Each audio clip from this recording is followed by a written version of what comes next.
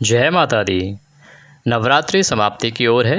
आइए जानते हैं कि जब आप नवरात्रि को पूर्ण करते हैं तो व्रत का पालन किस प्रकार से करते हैं, विसर्जन किस प्रकार से करते हैं, एक एक वस्तु जिसका प्रयोग आपने पूजा में किया है उसको किस प्रकार से हटाना चाहिए, किस प्रकार से आपको अपना व्रत पूर्ण करना चाहिए, पारण किस प्रकार से करना चाहिए, कलश, खिचड़ी, ज्वारे आपने बोए हैं या अखंड ज्योत आपने जलाई है, चौकी माता की सजाई है, उस संपूर्ण सामग्री का आपको क्या करना है, किस प्रकार से प्रयोग करना है, कौन सी वस्तु है जिसका भोग के रूप में प्रयोग करना है, प्रसाद के रूप में ग्रहण करना है और कौन सी चीज़ को प्रवाहित करना है, किसका क्या उपयोग है और कौन से दिन आपको करना चाहिए, ये संपूर्ण जानकारी आपको देते हैं। क्योंकि बहुत ही भ्रम की स्थिति पैदा की जा रही है। कुछ लोग 10 तारीख से ही अष्टमी करने की सलाह दे रहे हैं, 11 को ही अष्टमी और नवमी दोनों तिथि मनाने की भी सलाह दी जा रही है, जो कि पंचांग, ज्योतिष शास्त्र और उसके नियम के आधार पर नहीं है। तो हमारा आज जो विषय रहेगा वो ये कि ज्योतिष शास्त्र और पंचांग के अनुसार आपको कब करनी चाहिए कौन सी तिथि, आखिर पंचांग में लिखा क्या है कि कौन सी तिथि कब है। मनगढ़ंत तरीके से जो लोग कुछ भी बताए जा रहे हैं उनसे किस प्रकार से पार पाई जाए। आपका देवभूमि चैनल, जो कि देवभूमि ज्योतिष संस्थान का चैनल है, और इसमें जो जानकारी दी जाती है आपको वो ज्योतिष शास्त्र और पंचांग पर आधारित होती है। पंचांग में जो तिथि लिखी होती है उस तिथि के अनुसार ही आपको सब कुछ यहाँ पर बताया जाता है। नवरात्रि जो कि 3 अक्टूबर से आरंभ हुई थी, नवरात्रि के पूरे 9 दिन हैं, फिर भी एक तिथि अष्टमी नवमी एक दिन करने की सलाह क्यों दी जा रही है, या दशहरा कौन सा ऐसा वो दिन है जो इकट्ठा होने वाला है जबकि पूरे नवरात्रे हैं। देखिए, प्रतिपदा जो थी वो 3 को थी, द्वितीया भी जो थी वो 4 को थी, लेकिन तृतीया तिथि जो है वो बढ़ गई। हाँ, इस बार सूर्य उदयमान के अनुसार तृतीया तिथि 2 दिन हुई। 2 दिन एक तिथि होने की वजह से अब कहा जा रहा है कि अष्टमी और नवमी को एक ही दिन किया जाए या सप्तमी या अष्टमी को एक ही दिन किया जाए, परंतु ऐसा करने की कोई आवश्यकता नहीं है। क्योंकि जो तिथि एक साथ होगी वो आगे है। सप्तमी भी अलग से होगी, अष्टमी भी अलग से होगी, नवमी भी अलग से होगी, एकादशी और द्वादशी जो तिथियां हैं वो एक हो गई हैं। इसीलिए आप भ्रम में ना आएं कि आप कभी भी किसी भी दिन कुछ भी कर दें। पूरी जानकारी लें, वीडियो को अंत तक देखें ताकि सही जानकारी के हिसाब से सही समय पर आप नवरात्रि का पारण कर सकें। माँ आदिशक्ति की आपने 9 दिन तक आराधना की है।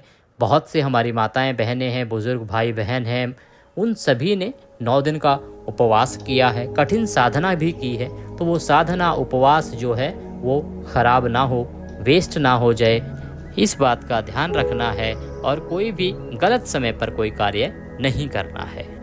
सप्तमी का व्रत कब करेंगे, अष्टमी का कब करेंगे, नवमी कब मनाएंगे, ये बताएं। उससे पहले जो प्रमुख सामग्रियां हैं ना उनका क्या करना है ये जान लेते हैं। आपने चौकी सजाई, आपने खिचड़ी बोई, जवारे बोए हैं, कलश स्थापित किया है, अखंड ज्योत जलाई है।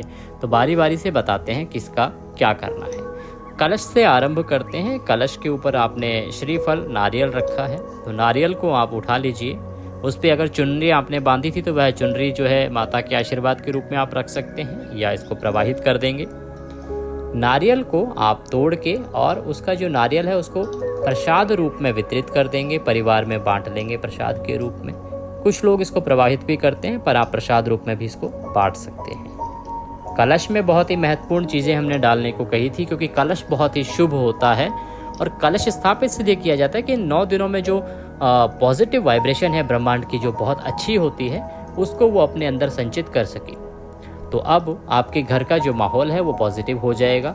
आप उसके अंदर जो जल है ना उसको पूरे घर में छिड़किए, पूरे घर में जल छिड़किए। बाथरूम जैसे जो जगह है वहाँ नहीं छिड़कना है। शुरुआत रसोई घर से करनी है, किचन से करनी है। बाहर दरवाजे तक, बालकनी आदि में सभी में आपको जल छिड़क देना है। जो जल बच जाए उसको आप पीपल में डालिएगा। भूल के भी तुलसा जी में जल नहीं डालना है, क्योंकि माँ आदिशक्ति को तुलसी अर्पित नहीं की जाती है। तुलसी को अगर आपने माता को अर्पित कर दिया तो वह पाप का भागी हो जाता है। इसीलिए आपको वह जल पीपल में चढ़ाना है, तुलसी में नहीं। बहुत से लोग जिन्होंने कलश मिट्टी का रखा है, अगर मिट्टी का कलश था तो उसमें से पानी बहुत सारा ऑब्जॉर्ब सोख लिया होगा उस मिट्टी ने, तो पानी वो कम भी रह सकता है, तो आप उसे छिड़क भी सकते हैं सारे को। कलश मिट्टी का है तो उसे प्रवाहित कर दें, और अगर किसी धातु का है तो आप उसे पुनः प्रयोग में घर में ला सकते हैं। कलश के अंदर कुछ चीज़ें हमने डालने को कहा था, उसमें हल्दी की गांठ थी, लौंग थी, सुपारी थी, इलायची थी, कमल गट्टे भी थे, एक सिक्का हमने डालने को कहा था, चाहे चांदी का हो चाहे नॉर्मल सिक्का हो। वो जो सिक्का आपने डाला था ना, उस सिक्के को उसमें से निकाल लीजिए, अपने माथे से लगाइए, माता को प्रणाम कीजिए और इसे अपनी तिजोरी में रख दीजिए। ये सिक्का अब आपकी तिजोरी को कभी खाली नहीं होने देगा। इसको अपनी तिजोरी में रखिए। इसके माता के आशीर्वाद से, इसके चमत्कार से आप देखिएगा आपकी तिजोरी हमेशा भरी रहेगी।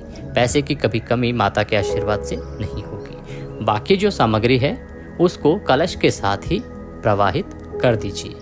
तो कलश की सभी सामग्री हो गई, उसके ऊपर श्रीफल रखा था, नारियल, उसका भी हो गया। अब बात आती है जो आपने जवारे बोए हैं उसका। जो खिचड़ी आपने बोई है, जवारे बोए हैं, पहला तो आप उसको काटेंगे नहीं, किसी चाकू आदि का प्रयोग उसमें नहीं करना है। आराम से उखाड़िए, उसमें से थोड़ी थोड़ी खिचड़ी के कुछ पीसेस तो आपको प्रसाद के रूप में ग्रहण करने चाहिए, जो भी पारिवारिक जन हैं उनको। फिर उसमें से थोड़े से कुछ और कण लेके और वो आप अपने तिजोरी में रख लीजिए, अपने पास संभाल के रख लीजिए। जब भी कभी आपको परेशानी अनुभव हो, जीवन में कोई कष्ट आए, आप उस खिचड़ी के दर्शन कीजिएगा, माता को याद कीजिएगा, प्रार्थना कीजिएगा कि हे माँ जगदम्बे, इस परेशानी से हमें निकालो, इससे हमें छुटकारा दिलाओ, माँ हमारी मदद करो। तो माता के आशीर्वाद से आपकी वो परेशानी दूर हो जाएगी। इस प्रकार ये खिचड़ी को आप अपने पॉकेट में भी रख सकते हैं, पर्स में रख सकते हैं, अन्यथा लॉकर में कहीं संभाल के रख सकते हैं। खिचड़ी जवारे जो होते हैं वो बहुत सारे होते हैं, सारे प्रयोग में नहीं आ पाते हैं, तो जो बच जाएं उनको आप या तो पानी में प्रवाहित करेंगे या आप गौशाला में दे दीजिए या गाय को स्वयं खिला दीजिए। कचरे में नहीं जाने चाहिए, वेस्ट नहीं करना है, उनको बर्बाद नहीं करना है। उनको बहुत महत्वपूर्ण है, माता की पूजा के ये वस्तुएं हैं, इसीलिए आप इनको या तो गाय को खिला दीजिए या फिर आप पानी में प्रवाहित कर दीजिए।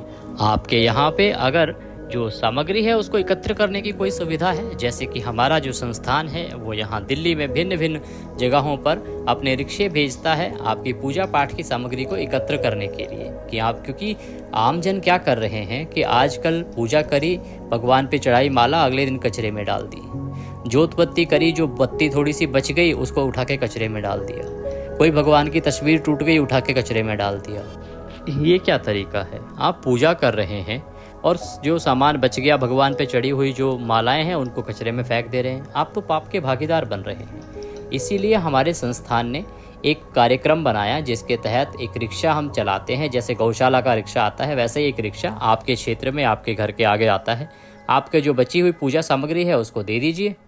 वो रिक्शा लाके, सारे रिक्शा एक जगह इकट्ठे होते हैं, वहाँ से ट्रक में लोड होता है और वहाँ से हमारे संस्थान में पहुँचता है, जहाँ पर कि उसको निस्तारित किया जाता है। जो चीज़ें पानी में प्रवाहित की होती हैं वो जल प्रवाहित की जाती हैं। जिनको मिट्टी में किया जा सकता है निस्तारण, जिनका, उनका उस प्रकार से किया जा सकता है। जो जला के किया जा सकता है मंत्रों द्वारा, जिसका जिस विधि से निस्तारण किया जा सकता है उसका उस विधि के अनुसार निस्तारण किया जाता है, जिससे कि आम जन जो हैं उनको पाप ना लगे और इस सनातन धर्म को खत्म होने से या भ्रष्ट होने से बचाया जा सके। ये सुविधा अगर आपके क्षेत्र में नहीं है तो आप इसके लिए हमसे संपर्क कर सकते हैं। हम अवश्य ही आपके क्षेत्र में भी इस सुविधा को आपके सहयोग से चालू करवा सकते हैं। हमारा संस्थान उसमें आपकी पूरी मदद करेगा। ये बहुत ही नेक काम है, इसको हमें अपने सनातन के विस्तार के लिए अवश्य ही करना चाहिए। इस प्रकार से आप सामग्री का निस्तारण करेंगे।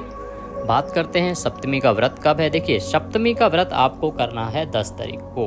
10 को सूर्य के मुख से सप्तमी है, तो आप 10 को सप्तमी का व्रत कीजिए। जो लोग अष्टमी करना चाहते हैं, कंजकें जिनके यहाँ अष्टमी को बिठाई जाती हैं, वो कंजकें बिठाएंगे 11 तारीख को।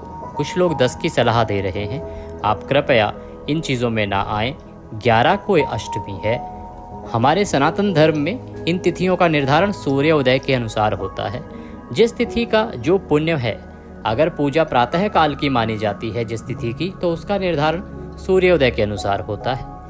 जिसका पूजा जो है वो रात्रि को या सायंकाल को होती है, तो उसका निर्धारण सायंकाल के अनुसार होता है। तो क्योंकि आदिशक्ति की जो आराधना है वो दिन में होती है, प्रातः काल होती है, इसीलिए सूर्य के मुख से जब अष्टमी है तभी आपको कंजक करनी चाहिए। तो आप 11 तारीख को कंजक कीजिए, क्योंकि अष्टमी तिथि आरंभ हो रही है 10 अक्टूबर को दोपहर को 12:31 से, और अगले दिन 11 अक्टूबर को ये दोपहर को 12:06 तक रहेगी। तो आप बताइए, जब 12 बजे अष्टमी आ रही है तो सुबह सुबह आप कैसे कर लेंगे कंजक?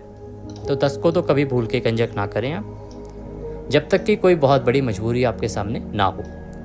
11 को आपको अष्टमी की कंजक करनी है। जिन लोगों के यहाँ पे व्रत होता है अष्टमी को और नवमी को कंजक बिठाई जाती है, कन्या पूजन होता है, वो लोग व्रत करेंगे 11 को अष्टमी का, और वो कन्या पूजन करेंगे 12 को। नवमी तिथि 12 को ही होनी चाहिए, क्योंकि 11 तारीख को तो नवमी तिथि 12:06 के बाद आएगी, 12 बजे तक तो अष्टमी रहेगी। अब दोपहर को जब कोई तिथि आ रही है उसकी पूजा आप उसी दिन कैसे कर सकते हैं, जबकि वो अगले दिन सूर्य के मुख से है? तो आप 12 को कीजिए ना नवमी। 12 को नवमी 10:58 के आसपास तक रहेगी, तो आप तब तक कीजिए कंजक। 12 को सुबह नवमी की पूजा कीजिए और कंजक कीजिए। और जो पूजा है नवरात्रि की वो पूरे 9 दिन और 9 रात्रि होती है। दशमी तिथि को जो है इसका विसर्जन आदि किया जाता है।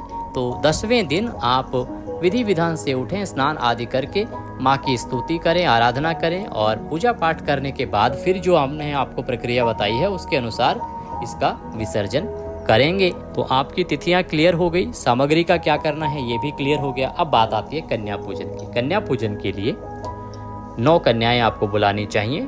9 कन्याएं जब आएँ तो उनको बिठाएं। पहले उनको माता के रूप में उनके पैर धुलाएं, पैर धुला के उनको आसन पे बिठाएं, उनको भोजन कराएं जो भी जितना भी खा सकते हैं। फिर उनको दक्षिणा आदि दे के, जो भी गिफ्ट आप लाए हैं वो दे के उनके पैर छू के आशीर्वाद लें और फिर उनको विदा करें। उसके बाद अपने व्रत को आप पूर्ण करेंगे।